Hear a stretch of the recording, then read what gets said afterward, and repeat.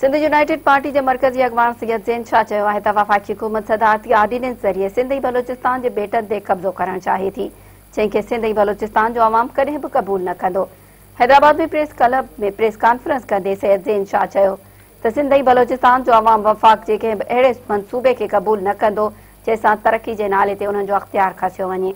सिंध ऐं बलोचिस्तान जे सामूंडी बेटनि ते कब्ज़े जो सदारती ऑर्डिनेंस जल्द खां जल्द वापसि वरितो वञे।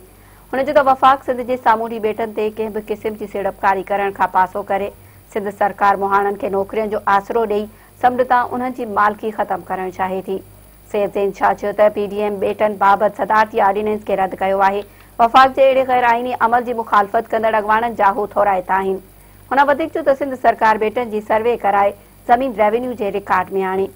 सैयद ज़ैन शाह चयो त 1 नवंबर ते सिंध एक्शन कमेटी जे सॾ ते गुल सेंटर खां गोल बिल्डिंग ताईं रैली कढी वेंदी, जंहिंमें सिंध दोस्त माण्हू शरीक थी क़ौमी ॿधी जो सबूत ॾियनि। उन मौक़े ते एसयूपी अॻवान रोशन बुरोड़ो ऐं ॿिया अॻवान पिणु मौजूदु हुआ।